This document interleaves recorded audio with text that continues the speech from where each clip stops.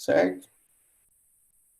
Nós paramos aqui no estudo da Gênesis, né? No capítulo 15, dos milagres do Evangelho e as curas. No item 26. Né? Então, Kardec está colocando lá nessa parte as numerosas curas de Jesus, o item 26, lá no livro da Gênesis, capítulo 15. Jesus ia por toda a Galileia, ensinando nas sinagogas, pregando o evangelho do reino e curando todas as apatias e todas as doenças entre o povo. E sua reputação se estendeu por toda a Síria, e traziam-lhes todos aqueles que estavam doentes, e diversamente aflitos de males e de dores. Então, traziam para Jesus, né, pessoas com diversas aflições, diversos males, diversas dores, os possessos, os lunáticos, os paralíticos, e ele os curava. Em uma grande multidão de pessoas, seguia-o da Galileia, da Decápolis, de Jerusalém, da Judéia, e de outro lado do Jordão. Isso está em São Mateus, capítulo 4, versículo 23 a 25. De todos os fatos que testemunham o poder de Jesus, os mais numerosos são, sem contradição, as curas. Ele queria provar por aí que o verdadeiro poder é aquele que faz o bem. E sua finalidade era de se tornar útil e não de satisfazer a curiosidade dos indiferentes para as coisas extraordinárias. Então, Jesus, várias vezes, principalmente nas curas, né, ele fazia muitas delas no sábado, e tinha um motivo, né, também inserido nesse contexto dele curar aos sábados.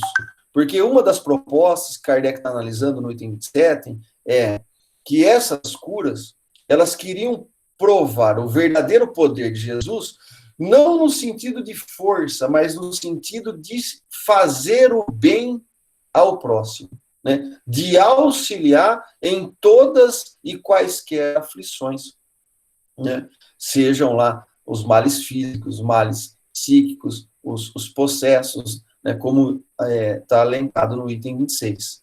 Ele vinha propondo o alívio do sofrimento. As pessoas ficavam ligadas a ele pelo coração. Porque quando você atende a pessoa, né, e você vai tentar aliviar ela, você não se liga por espetáculo, você não se liga por magia, mas você liga por afinidade, por afeição, e você tem uma ligação pelo coração. E fazia adeptos mais numerosos e mais sinceros do que se os tivessem atingidos apenas pelo espetáculo para os olhos. Por esse meio, ele se fazia amar, ao passo que se ele se limitasse a produzir efeitos materiais surpreendentes, como pediam os fariseus, a maior parte só teria visto nele um feiticeiro ou um hábil mágico que os desocupados iriam ver para se distrair. Então, qual que era a expectativa na época, né, da vinda do Messias? É que esse Messias, ele via para destruir o inimigo, ele via para acabar, né, com a tirania, que ele viria para realmente guerrear. Então, esse Messias de luta, né, que era o que os fariseus estavam esperando, Jesus vem mostrar um outro lado, né?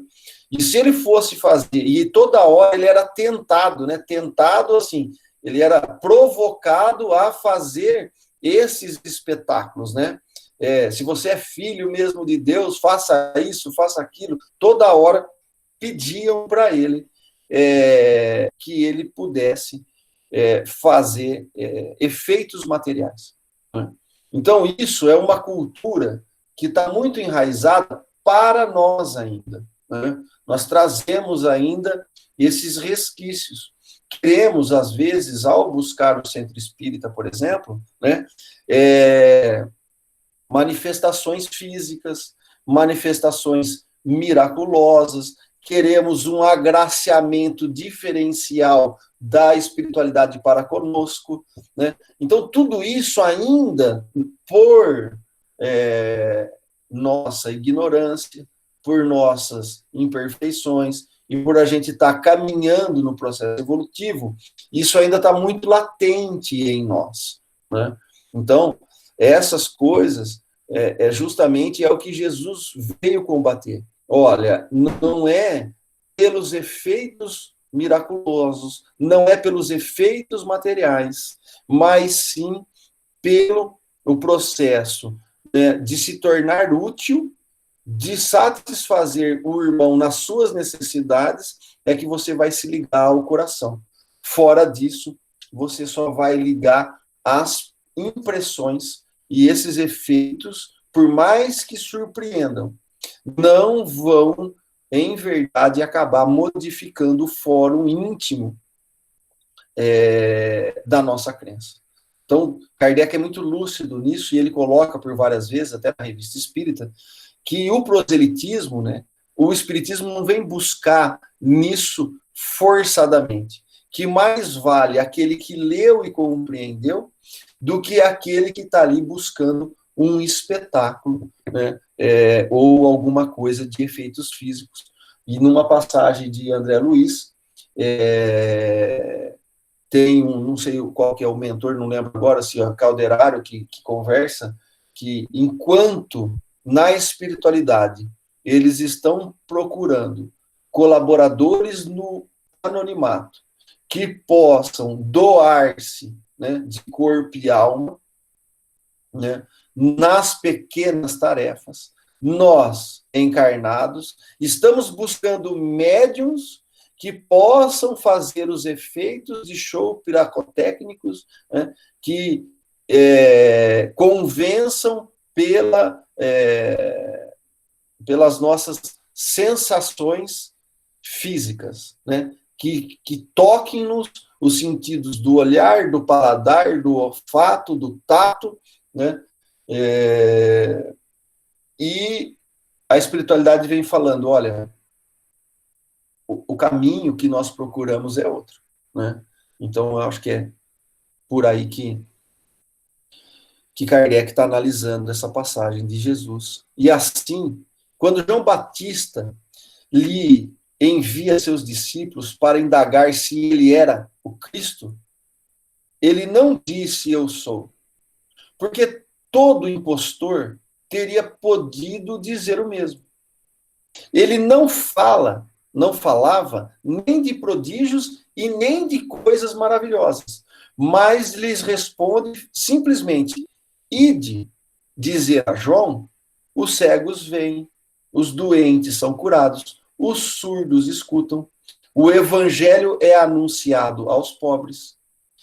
Para dizer-lhe, reconhecei-me por minhas obras, julguei a árvore por seu fruto, porque esse é o verdadeiro caráter de uma missão divina. E aí, Kardec vai, isso também está inserido no Evangelho segundo o Espiritismo, né? Não há árvore boa que dê frutos maus, e nem árvore má que dê bons frutos. Uma árvore é conhecida por seu próprio fruto. Não se conhece figos de espinheiros, nem se vindinham uvas de sarças. E uma das coisas que eu venho aprendendo bastante com o Espiritismo, principalmente quando a gente tem a oportunidade de dialogar com a espiritualidade que a gente não vê. E se vê, pode ser que não seja ela, porque ela pode ser plasmada, né? Então, qual que é a única coisa que nós podemos avaliar o caráter, né, a postura, o fruto, por assim dizer, de um espírito, se não for pelas suas colocações, pelos seus argumentos, pelas suas obras. Né? Então, muitas das vezes, nós encarnados, às vezes, idolatramos ou endeusamos ou colocamos num patamar pessoas que, por condições, às vezes efêmeras, às vezes materiais, ou por vestimenta, ou por trejeitos, ou por uma fala mais eloquente, mas na essência, às vezes, a obra deixa a desejar. Então, eu acho que esse é um ensinamento muito profundo que a gente tem que usar mais. Reconhecer as obras de quem quer que seja, né? Na terra ou no céu, né? Encarnado ou desencarnado, pelo fruto que produz. Né? E nós temos uma dificuldade muito grande de fazer essa avaliação, de fazer esse debate. Quando, por exemplo, né, pode acontecer de ter uma comunicação mediúnica, e às vezes a gente vai analisar a comunicação pelo simples fato de estar analisando e colocando uma possível, né, olha, tem um erro aqui, às vezes a pessoa pega pelo embate pessoal, você está me afrontando. Não, nós, infelizmente, né, nós, no Brasil principalmente, a nossa formação, ela esqueceu um pouco da retórica, da análise do contexto, distrair a essência do texto, e nós nos empobrecemos, porque quando nós vamos dialogar, isso mesmo dentro da casa espírita acontece muito, ou no movimento espírita, a pessoa não compreende a análise e leva para uma briga pessoal. Isso é muito ruim, porque todos nós perdemos. Então, nós precisamos realmente, para conhecer a obra e a árvore pelo fruto, nós temos que analisar. Né? Nós temos que fazer, né, todo um processo de julgamento. E isso não quer dizer que nós estamos maltratando ou não gostando da pessoa, mas simplesmente fazendo uma recomendação que o próprio Erastus nos fala. Olha, rejeitai 10 verdades do que aceitei, do que vocês aceitem uma mentira.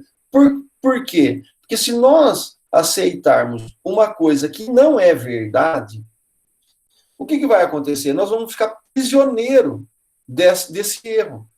Ficar prisioneiro desse erro, nós vamos ficar joguetes, né, da espiritualidade, seja encarnada ou desencarnada. Então, realmente nós vamos fazer um exercício, né, de poder compreender e analisar as pessoas, né, os espíritos, pelos seus frutos, pelas suas qualidades, pelo seu fundo e não pela sua forma. Né? Então, acho que isso é uma coisa que nós vamos ter que aprender ainda, né, a fazer a retórica, a fazer a comprovação, a poder ter o diálogo, e isso é uma deficiência de todos nós, eu me incluo também nisso, de formação, inclusive, porque isso vem já da própria formação acadêmica, né? Ou quando a gente vem de outros segmentos religiosos que não pode se questionar, não pode se debater, não pode se argumentar. É aquilo, né? E você tem que engolir aquilo. Então, você parte para um automatismo e não uma autonomia. Então, eu sou regrado, né, por essa regra, e se eu sair dessa regra, eu estou excluído, expulso, né, do grupo, do templo, né? E assim desde muito tempo, começando pela turminha da escola, lá quando a gente já era pequeno. Né? Então, isso é muito forte, e isso nós precisamos estar muito atentos. No item 28, É também pelo bem que faz que o Espiritismo prova sua missão providencial. Ele cura os males físicos, mas cura principalmente as moléstias morais. E estão aí os maiores prodígios pelos quais se afirma. Seus mais sinceros adeptos não são os que tenham sido atingidos por ver fenômenos extraordinários, mas os que foram tocados no coração pelo consolo, os que ficaram livres das torturas da dúvida, os cuja coragem foi revelada nas aflições, que auriram a força na certeza do porvir, que lhe é mostrado, no conhecimento do seu ser espiritual e no seu destino. Eis aqueles de fé inabalável, porque a sentem e a compreendem. Não duvidemos, nos diz Emmanuel, do livro Emmanuel. Dentro da nossa certeza incontestável, o porvir humano pertence à vitória do Evangelho. Então, quando o Espiritismo vem trazer todo o processo da evolução, que nós fomos criados simples e ignorantes, né? Semana passada a gente comentou isso. Simples, sem desenvolvimento intelectual, e ignorantes, sem desenvolvimento moral. E nós temos todo o avanço para ir conquistando inteligência e moralidade. E para isso, nós temos o livre-arbítrio para fazer o bom uso ou o mau uso, dependendo das nossas intenções, dos nossos desejos, do que nos atrai, né? Então, Kardec está colocando que o Espiritismo também vem tocar no coração, não por fenômenos extraordinários, mas pelo consolo, por aqueles que livraram da tortura da dúvida, né? A gente perde um parente, olha, e agora onde está? Né? Para onde vai, onde não vai, essa incerteza de como que funciona o plano espiritual, se existe, se não existe, como é que fica. Então, quando o Espiritismo vem trazer todos esses conceitos, e a gente vai compreendendo, e a partir da medida que nós vamos compreendendo, mergulhando nos conceitos do Espiritismo, vivenciando, nós vamos sentindo. E aí, a hora que a gente vai sentindo, entendendo, compreendendo e refazendo, nós vamos fortalecendo a nossa fé. Porque temos a linha de raciocínio que dá a justiça divina, né? Que dá um Deus que é igual para todo mundo, que é um Deus que não é vingativo, não é um Deus que está punindo, não é um Deus que castiga. E ele vem explicando tudo isso sem dogmas, mas com lógica, né? Com bom senso, para que a gente possa compreender e viver, experimentar, validamos, analisamos que é assim e vamos construindo uma fé. Essa certeza, essa fé inabalável é uma conquista individual, conforme cada um avança nas dificuldades e nos problemas que nós temos, né? E isso é muito saudável, que a gente assim o faça, mas para chegar nisso, nós precisamos nos encarar face a face, né? Nós precisamos não mentir para nós mesmos, né?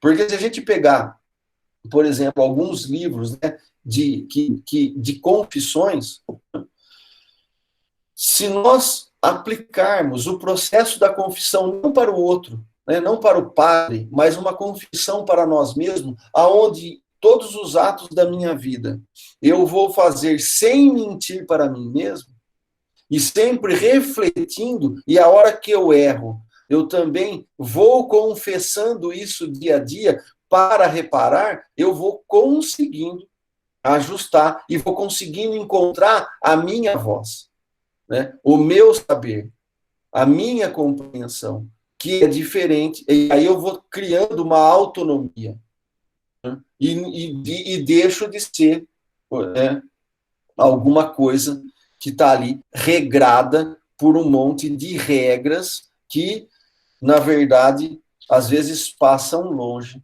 das leis morais. Porque nós temos 4,5 milhões de regramentos no Brasil, né, que poucos deles vão estar alinhavados com a moralidade, né?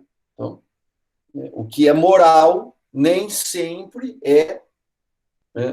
tá lá, permitido na legislação. Tem muita coisa permitida na legislação que é imoral, né? Então, cabe a cada um analisar e fazer ou não fazer o que a nossa razão permite. Porque vá e não peques mais, Jesus está orientando que o regramento de postura e conduta somos nós mesmos. E se assim a gente vai fazendo, nós vamos vencendo o mal que eu tinha em atos, em hábitos até ontem. Então, a fé inabalável é essa fé, essa certeza que pode enfrentar a razão face a face em todas as épocas da humanidade. Então, se eu não bebo porque meu pai não quer, eu faço o ato certo pelo motivo errado. A hora que meu pai faltar, eu vou enfiar o pé na jaca, né? Agora, se eu não bebo porque eu compreender que para mim faz mal, eu vou construindo uma certeza que ela vai se tornando inabalável. E para o outro eu não sei, eu estou analisando a minha verdade, né? Eu preciso não mentir para mim, né? E isso é uma autorreflexão, e isso é a reforma íntima, que nós precisamos em cada ato que nos incomodarmos, são atos que não devemos mais fazer. E aí precisa um exercício gigantesco da nossa parte, com oração e vigília, para que a gente vença esses desregramentos e não mais cometer, mesmo que a legislação permita. Não é? Aí é que. Porque senão a gente vai justificar o injustificável para a minha consciência. Eu fiz tal coisa, a legislação me permite, tudo bem. Não é? Mas, para quem está acompanhando o Espiritismo, não é bem assim, que eu acho que Jesus está propondo e trazendo para nós. Não é? Os que só veem no Espiritismo efeitos materiais não podem compreender seu poder moral, que é isso que a gente está tentando introduzir agora. Nós podemos ver efeitos miraculosos, efeitos materiais. Eu posso ir ao Espiritismo na busca da cura da minha cegueira física. Eu posso ir no Espiritismo na busca da cura de um câncer. Eu posso no Espiritismo na busca da cura, sei lá, de qualquer doença que eu tenha física. E é lícito. Nada, não é errado fazer isso. Mas o que nós vamos buscar é o cerne do problema. Porque nós sabemos que o que estoura no físico é desarranjo do espírito. E o desarranjo do espírito são desajustes das leis morais. Que nós estávamos finalizando agora, né, já finalizamos no domingo, estudando o Livro dos Espíritos. Então, também os incrédulos, que apenas o conhecem pelos fenômenos, dos quais não admitem as causas primárias, eles veem apenas o mágico charlatão. Quer dizer, aquele que está indo no Espiritismo para tentar se convencer pelos fenômenos, sem eles não compreendendo e nem admitindo a causa primária, né, o que eles vão ver? Efeitos mágicos e charlatanice. Não é, pois, pelos prodígios, nos afirma Kardec, que o espiritismo triunfará sobre a incredulidade, mas multiplicando seus benefícios morais. Então, a meta do espiritismo não é fazer proselitismo, não é virar fenômenos materiais à torta e direito, mas é multiplicar os seus benefícios morais. Pois se os incrédulos não admitem os prodígios, eles conhecem, como todo mundo, o sofrimento e as aflições. E ninguém recusa os alívios e as consolações. O Peixotinho, que é esse médium aí que está nessa foto, e o Chico Xavier do lado, né, que é uma foto de materialização aí de um espírito, onde o Peixotinho doava o ectoplasma, né, e o Chico fez, e eles faziam com o Arnaldo Rocha conta esse caso num dos livros, né, onde eles faziam várias reuniões de materialização de meia dúzia de amigos, entre eles o Chico e o Peixotinho. E um belo dia chega o Emmanuel, né, e meio que dá uma dura neles lá, fala principalmente para o Chico, olha, o que vocês estão fazendo aqui? Do que adianta tudo isso que vocês estão perdendo tempo aqui? E ele fala para o Chico, Chico, o importante é o livro, Chico. É o livro que nós temos que materializar. Não é ficar materializando espírito. Porque é o livro que vai perpetuar. O livro é que vai trazer os benefícios morais. Fenômenos físicos na foto, um monte de gente vai ver a foto e não vai acreditar. Isso aí é montagem. Não toca o nosso coração. Essa foto, ela não resolve os meus sofrimentos. Ela não resolve as minhas aflições. Porque ela não me toca em profundidade. Agora, as palavras inseridas nos livros, se eu bem compreender e aplicar na minha vida, eu vou senti-las. E quando eu vou vivenciando e sentindo, o meu anjo da guarda é o primeiro que se aproxima. Né? E aí você tem um incentivo da espiritualidade amiga do outro lado. Familiares que nos querem bem, vai nos aproximar. Os prepostos do Cristo, vai nos aproximar. Então, nós nos aproximamos da espiritualidade ou nos distanciamos da espiritualidade boa se nós tivermos com propósitos de melhoria real. Por isso, da confissão para nós mesmos, para que nós possamos encontrar a nossa voz.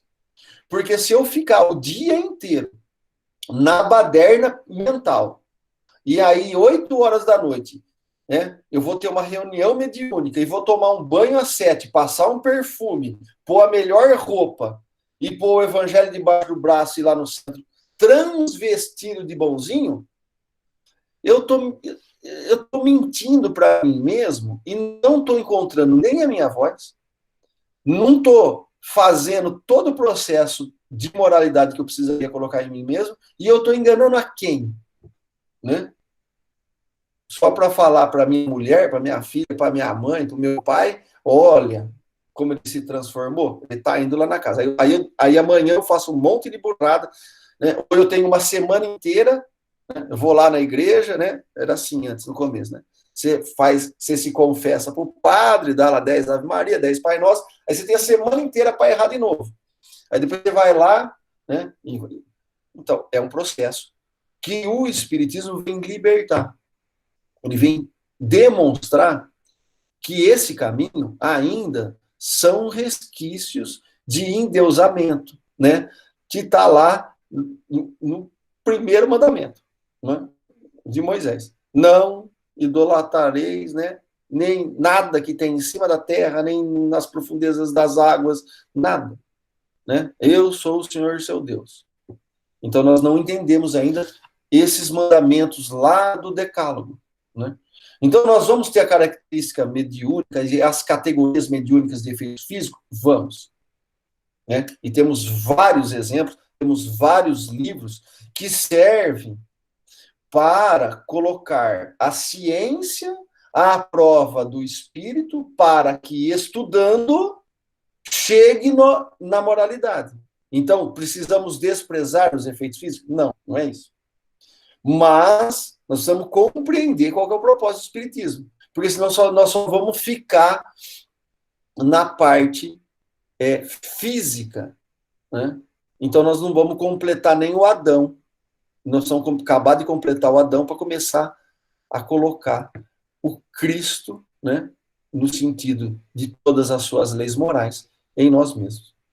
E se a gente fizer isso, nós vamos nos livrar de problemas, inclusive, que é o que Kardec vai entrar aqui na Gênesis item 29, os possessos. Porque vieram em seguida a Cafarnaum, né, Jesus entrando primeiro na sinagoga no dia de sábado. De novo lá na sinagoga, todo sábado, Jesus ia na sinagoga, né, e ele insistia em curar lá dentro. Instruía, ele ia instruir. Né? E o Espírito de Verdade fala para nós o quê? Espírita, amai-vos, primeiro mandamento. Segundo, instruí-vos.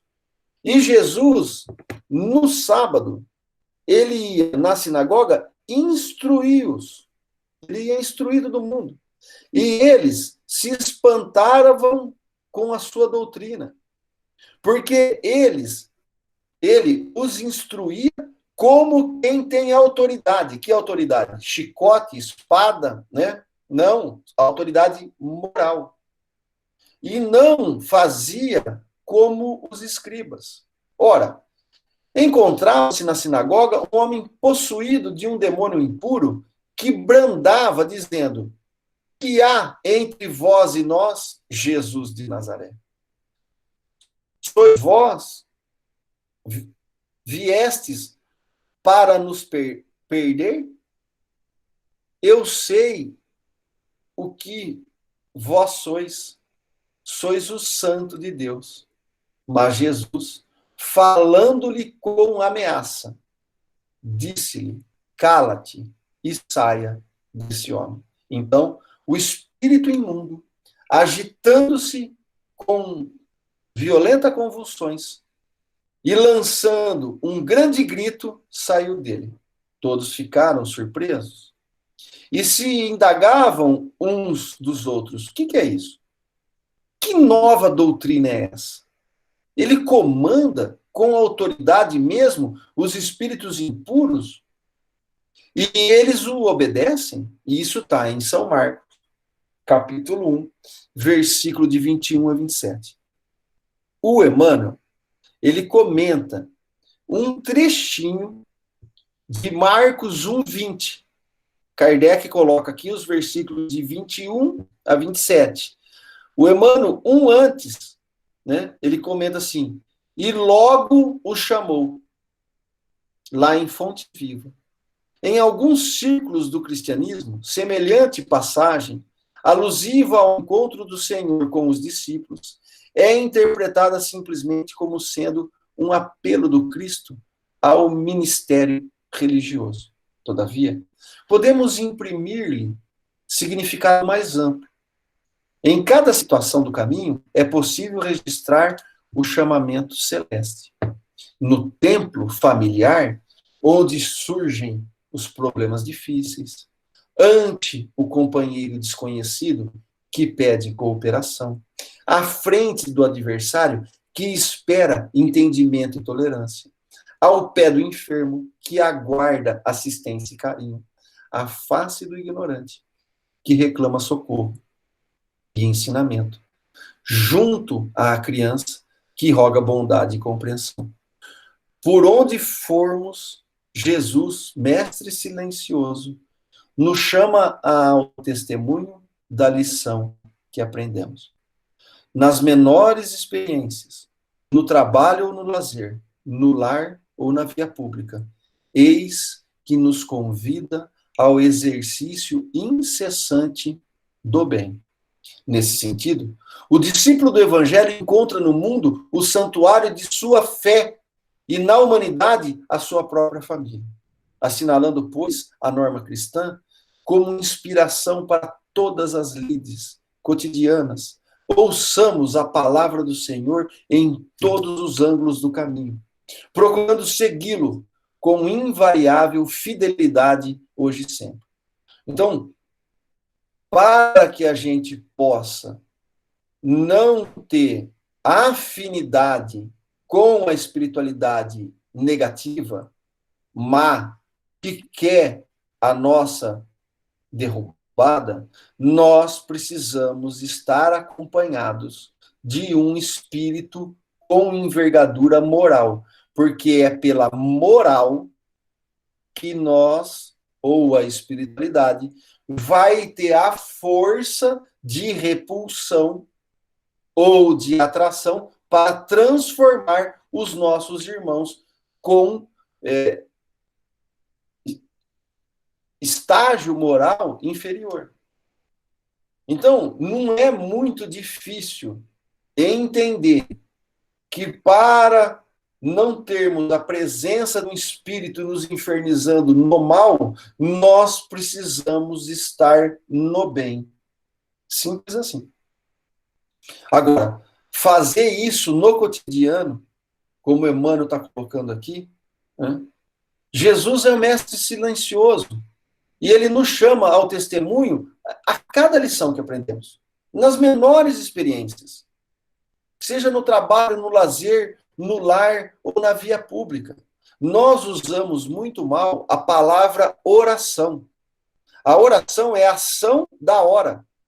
A ação da hora é todo momento que nós estamos nos movimentando.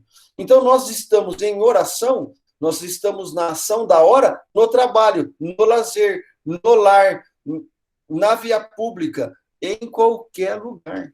O problema é estarmos em boa oração, com a nossa ação da hora no bem. Ou nós podemos estar em má oração, com a nossa ação da hora no mal. Quando que eu sou uma coisa, quando que eu sou outra? Quando eu estou mentindo para mim mesmo, eu estou no mal. Quando eu estou em verdade, sem mentir para mim mesmo, eu estou buscando o bem para mim. Por isso que o Espírito de verdade fala, Jesus fala, conhecereis a verdade, e ela vai vos libertar. Se eu preciso conhecer a verdade, para a verdade me libertar, aonde que eu vou buscar isso?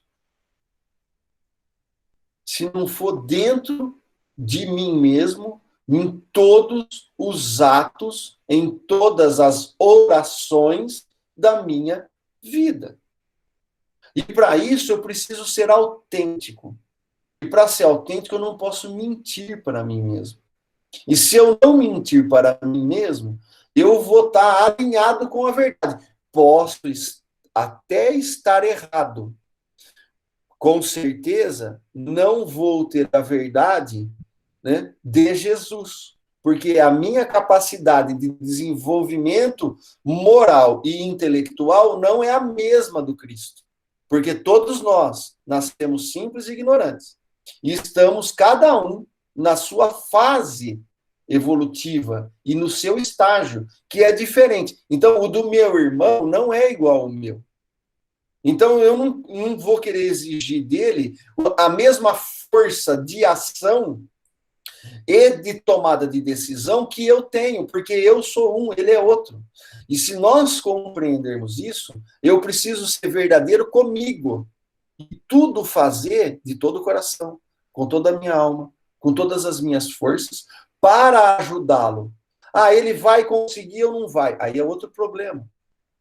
Mas eu estou em verdade enquanto eu consigo, né, analisar, discernir, refletir e extrair de mim mesmo. Quando eu estou nesse processo, com sinceridade e com todas as minhas potências, eu tenho um tutor do meu lado, de graça, que Deus coloca para nós.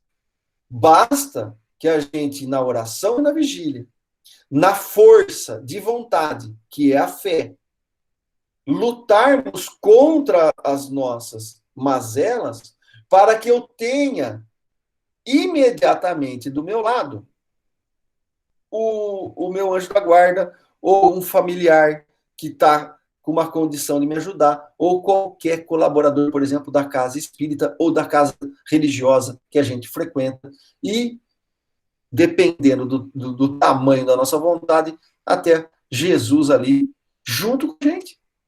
Agora, nós acreditamos nisso? Ou a gente lê achando que é uma história para os outros? Então, essa é a diferença para que a gente possa bem viver ou mal viver, né? Fazendo tudo realmente com o máximo de verdade que eu já consigo extrair. Se eu conseguir assim fazer, o que nós vamos encontrando? A nossa voz. Nós vamos se posicionando no mundo. Nós vamos nos estabelecendo. Nós vamos analisando as situações. E vamos fazendo o quê? Cuidando de nós e fazendo o máximo que dá para ajudar os próximos da nossa família e o próximo da rua, do bairro e do que a gente der conta. Agora, não adianta abandonar tudo e ficar com a cabeça lá no Cristo, que a régua dele é outra. E aí eu não dou conta. E se eu fizer esse trampolim muito grande, eu vou cair. Porque a minha meta, eu passei para Jesus, ela não é, deixou de ser eu. Então, nós precisamos entender muito bem isso, que o nosso modelo e guia é Jesus. E a régua que eu meço sou eu mesmo. Então, dia a dia, se eu conseguir ir encontrando eu mesmo, né? Lá no Evangelho segundo o Espiritismo, um volo sábio da antiguidade já lhe disse: conhecereis a ti mesmo. Então, como é que se eu não dialogar, se eu não fazer a confissão para mim mesmo dos meus erros, eu não vou conseguir fazer um processo de melhoria. Porque eu estou enganando, já começando a enganar a mim mesmo. Então, já começa, já está errado. Então, essa reforma íntima, né, ela tem que ter um esforço interno da nossa parte. No item 30, após eles terem saído, apresentaram-lhe um homem mudo, possuído do demônio tendo sido enxotado, o mudo falou e o povo, tomado de admiração, dizia: nunca, jamais vi semelhante coisa em Israel. Mas os fariseus diziam, ao contrário, é pelo príncipe dos demônios que ele enxota os demônios. Isso está em São Mateus, capítulo 9, do versículo 32 ao 34. Nós ainda insistimos, né? E quando eu falo nós, estou fazendo uma varredura geral, um panorama geral da nossa civilização mundial, que muitas das crenças religiosas só acreditam na força do demônio. Porque se tem um espírito falando, é o espírito demoníaco. Se tem alguma coisa se manifestando, é a bruxa. Se tem não sei o quê, é o demônio, é o Beuzebu, é isso, é aquilo. Por quê? Porque como eles, só o sumo sacerdote tem o diálogo com o lado bom, todos os outros, né, que são inclinados ao mal, é só o demônio que passa por eles. E o Espiritismo vem derrubar essa teoria, né? Então, esse resquício ainda é muito forte conosco, né? E a humanidade em geral, inclusive a nossa ciência. Às vezes você tem alguma coisa lá que é mediúnica ou espiritual, e a psiquiatria, se não tiver antenada, vai internar e vai dar choque elétrico, querendo resolver com alopatia coisas para o físico, coisas espirituais. Então, não tem medicamento no planeta, né, alopático, que vai resolver problema espiritual. Ele pode auxiliar, ele pode ajudar alguma coisa, mas resolver problema espiritual, problema moral, é Jesus. É o evangelho, é o estudo, é o conhecer-se, o enfrentar-se a si mesmo. Agora, se eu tenho um distúrbio neuronal, o remédio vai me ajudar? Vai. Mas arrumar a minha moral, aí é com Jesus. Ele é o médico das almas, né? Então, nós precisamos bem entender isso, para não desprezar a medicina, mas também não jogar tudo no demônio ou não jogar tudo no materialismo. Né? E aí é que é o bonito do Espiritismo, onde ele vem conciliar a ciência e a filosofia e a moral, para que caminhem junto, para resolver o que é coisa do físico é do físico e é coisa do espírito, da moralidade é coisa da moralidade. Então, Kardec, muito lúcido da espiritualidade, orientando, né, vem chegando nesses conceitos.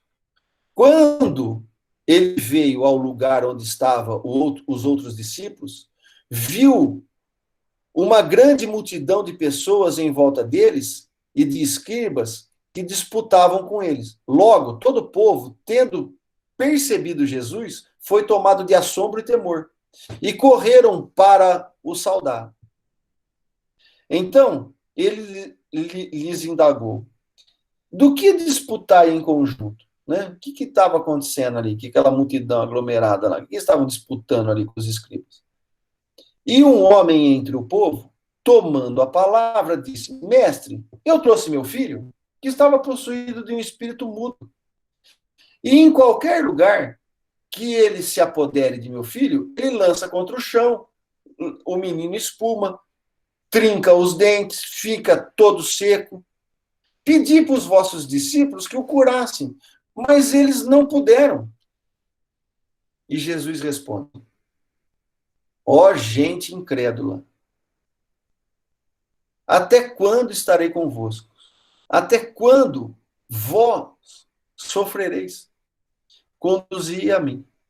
Eles levaram, e ele ainda não tinha visto Jesus. Quando o espírito começou a se agitar com violência e caiu por terra, onde ele rolava, espumando, Jesus indagou ao pai da criança: quanto tempo há que isso acontece?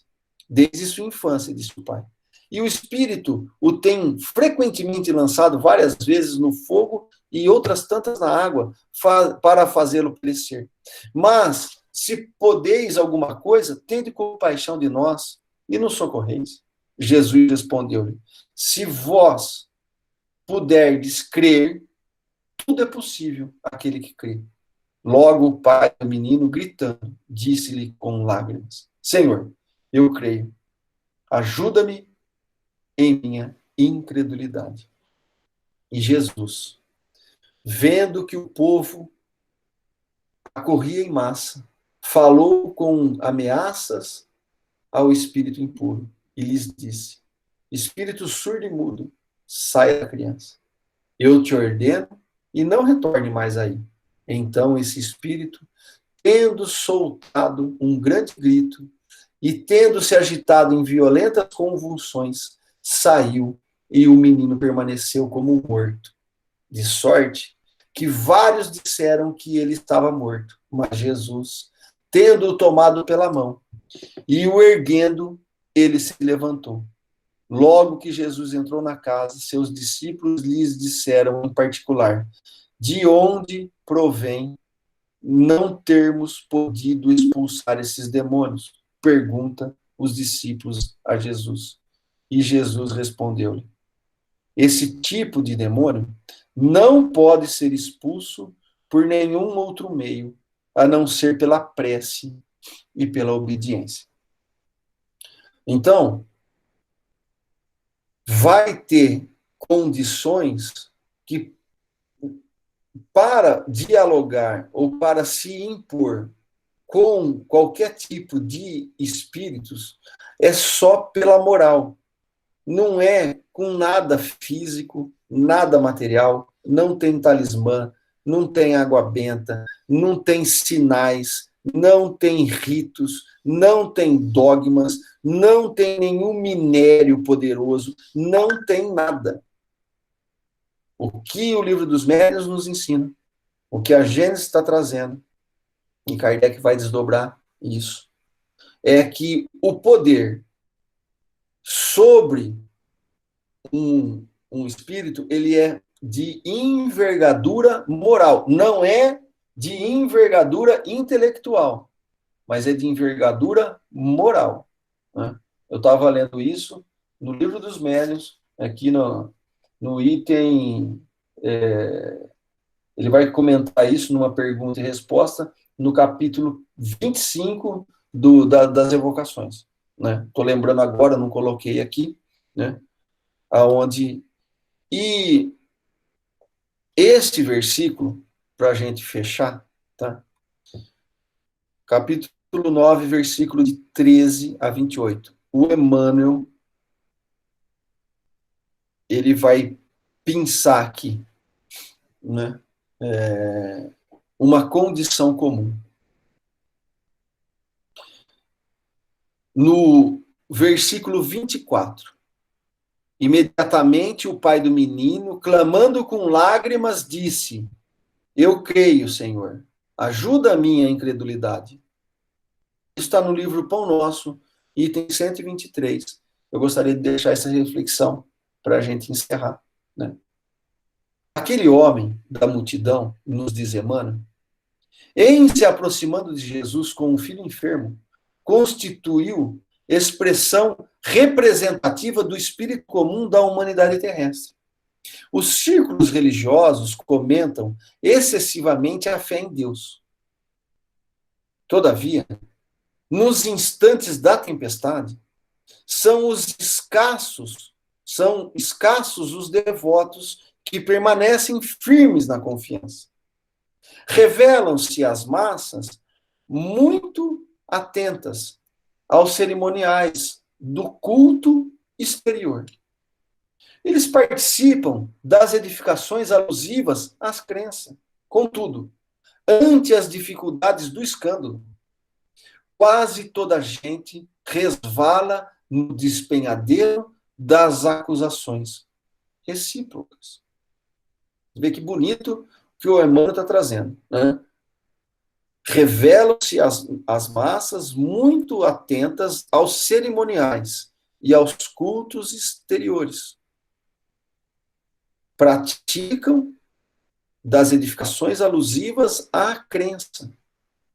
Contudo, ante as dificuldades do escândalo, aquilo que nos incomoda, aquilo que vai nos expor, quase toda a gente resvala no despenhadeiro da acusação recíproca. Se falha um missionário, verifica-se a debandada. A comunidade dos crentes pousa os olhos nos homens falíveis, cegos, às finalidades ou indiferentes às instituições. Então, o movimento de insegurança espiritual, sem paradoxo.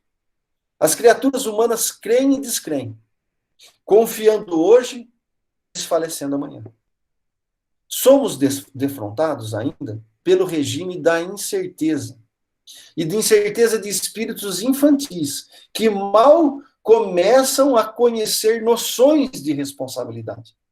Felizes, pois, aqueles que, à maneira do Pai necessitado, se acercarem do Cristo, confessando a precariedade da posição íntima. Assim, em afirmando a crença com a boca, pedirão, ao mesmo tempo, ajuda para a sua fé e a sua falta de fé, atestando com lágrimas a própria miserabilidade. Então é muito bonito que quando o Emmanuel fala assim, felizes, pois aqueles que, à maneira do Pai necessitado, se acercam do Cristo, confessando a precariedade da posição íntima, é o que eu estava tentando falar. Se nós não confessarmos para nós mesmos, e entendendo a nossa miserabilidade moral, entendendo a nossa envergadura que não é a de Jesus, e as nossas condições e posições íntimas no planeta, nós sofreríamos menos, porque nós estamos mais preocupados com o que o vizinho vai falar da gente do que realmente enfrentarmos a situação que é a realidade. Porque se as coisas estão acontecendo na nossa vida, seja quais forem, ela é real. E é dela que nós necessitamos partir para o espiritual, confessando em nós mesmos os nossos erros e as nossas deficiências, pedindo a força na oração. Por isso que para determinadas castas de espírito precisa ali de oração e de autoanálise. Porque senão não temos força moral para enfrentar a situação, nós precisamos do apoio e do amparo de Jesus. Mas como é que nós vamos ter isso se a gente já começa mentindo, se a gente já começa enganando e a gente já não expõe essa precariedade que nós temos? Porque nós estamos preocupados com o que, né, com o que o planeta vai falar, com o que o vizinho vai falar, e isso é muito ruim. Porque quando isso acontece, nós estamos sendo regidos por regras externas. Né? E eu estou falando aqui para o meu ouvido. Né? Então, cada vez que eu entender e enxergar isso em mim, eu preciso fazer uma autoanálise, confessar o meu erro, confessar para mim mesmo o que está acontecendo, né? Pedir força e rever esse ato errado. E construir um hábito melhor, saudável para mim.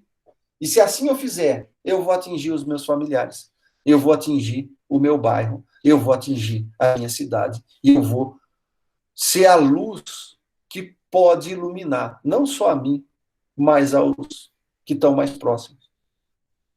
Então, eu acho que, dessa maneira, nós vamos começando a temperar a nossa vida com um pouquinho desse sal, né?